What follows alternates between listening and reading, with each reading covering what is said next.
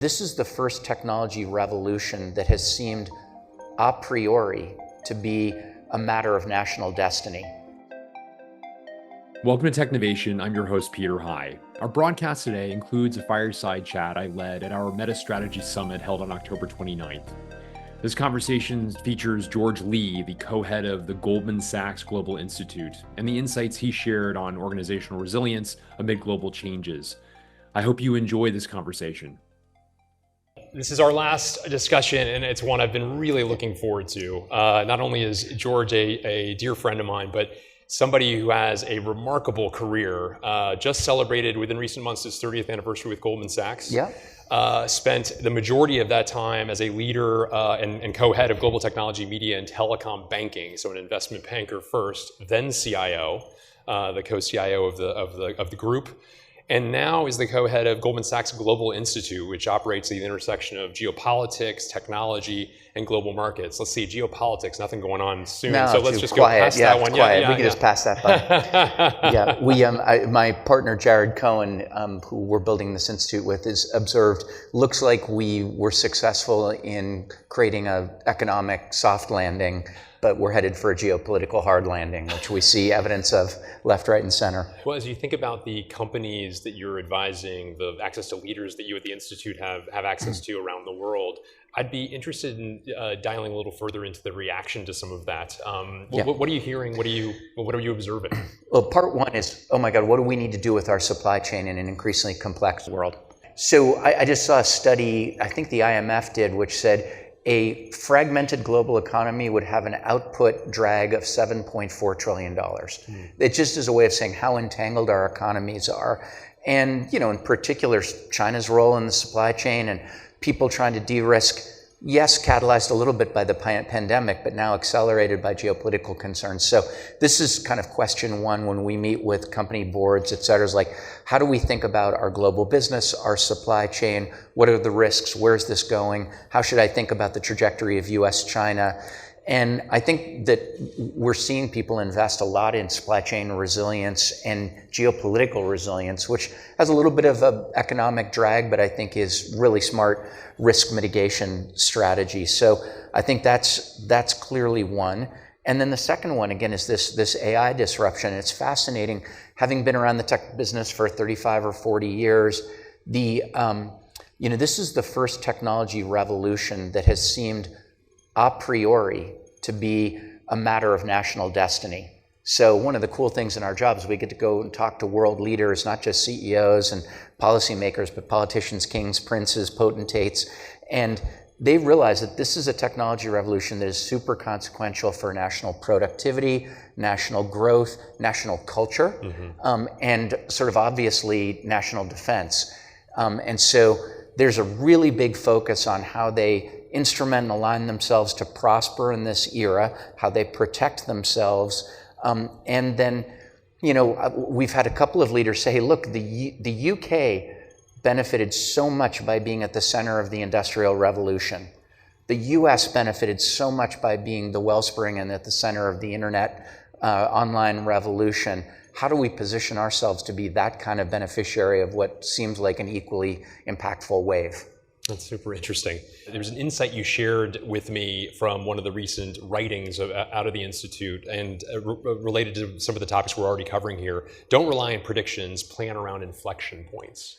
And I wonder if you could talk a little bit about it, that at a time right now we're going through a lot of predictions and a lot of, trying to infer what we can from some of those things. Talk a bit about the difference between the two. It's sort of an ironic statement from an AI expert. Yeah, but, exactly. So it really, this is part of the principle of thinking of my partner, Jared Cohen. And so just a little bit of background on Jared.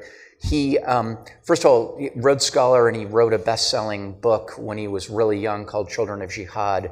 That put him on the radar screen of the State Department. He worked both for Condoleezza Rice and Hillary Clinton directly as like a 20-something, was grabbed out of there by Eric Schmidt and worked at Google Alphabet for 12 or 13 years and did things like policy and strategy and ran one of their ex-businesses. And so he comes with this extraordinary history, experience in global affairs, incredible relationships with world leaders. And he has this sort of principle, which is we shouldn't be in the business of making predictions on this platform. What we should be in the business of is identifying inflection points, moments of change that redirect the trajectory of events, and then sit down with our clients and play that out and talk about how that might impact their business. Well, you referenced artificial intelligence, and I want to tap your insights there as well. You talk about the importance, channeling Donald Rumsfeld, the old Secretary of Defense, of bearing in mind the known unknowns, and the importance of that. Describe what you mean by it. Yeah, so first of all, our observations about this, and we talk about it so much in these settings that it feels like, and AI has been around for 70 years, so stipulated. Yeah. This generative AI wave, the amount of popular focus it's brought to it, it's so new. This is a new architecture. It's nascent, it's novel, it's immature. And so, it's very hard. And I think, again, to Jared's point, I think it's risky to predict a given path. But what we can do is identify what are the known unknowns? What are those inflection points that might change the trajectory of this and will really influence strategy? And things like the so-called scaling laws, which are really more like a set of empirical observations. Will they continue? For how long? They've become sort of an article of faith in Silicon Valley that those are going to persist. And so you would kind of question, will they persist? If not, what's the architectural limitation? Where will there be architectural innovation on top of that? Second, we were focused on the singular GPU bottleneck, and the metaphor we're starting to spin is it's actually not a single bottleneck. It's more like a canal, a series of locks that we have to traverse to get to the open ocean. And those locks include things like data sufficiency. Will we hit a data wall? Will we run out of one of the fundamental ingredients in this cocktail? Second, will we have enough power in the U.S.? Will the U.S. be able to meet the moment for data center, in modern data centers, and sufficient power associated with it, and so forth? And so we've formed this cross-divisional, cross-disciplinary group at Goldman, and I'm working with people I never have in the history of my career, like energy and power people, et cetera. So it's really fascinating to see, will we get through these locks and in what sequence, and what are the barriers there? Third is, what is the ROI on this massive spend? I was just looking before I came up. We thought Sam Altman was crazy at 7 trillion. Masa Son is now up to that to 9 trillion. And so what's the return profile on that? Will there be rents available to the person that wins the AGI race or not? How do you think about ROAI? My own view is that traditional measures of ROI spending probably aren't well fitted for that, but rather you should think about this, particularly for the model builders and the hyperscalers, as a set of nested options. And so we've done some interesting work on that. We experience this technology in our personal lives, and as fans of the technology, you just see this incredible ascent and trajectory of it just seemingly getting better, and the utility for us as individuals is phenomenal. And yet it's lagging in the enterprise. What's the productivity paradox that's occurring in the enterprise? Is that just a temporal thing because it's an immature technology, we have to instrument it for the enterprise? Or is there something more fundamental there? And how do you unlock it? Particularly, how do you conquer the encrusted habits of people in a workplace, encoded workflows, habits, teaching old dogs new tricks, et cetera? I think that's a really interesting question. And then maybe two of the more fun or philosophical ones are, what is the undiscovered country of applications that will emerge from these tools that we can't imagine today? So, when we got smartphones, like, oh my God, this is so great, I can do email and phone on a single, and calls on a single device. But it took a while for us to figure out, oh my God, GPS, Uber, et cetera, a bunch of other things that we might not have imagined.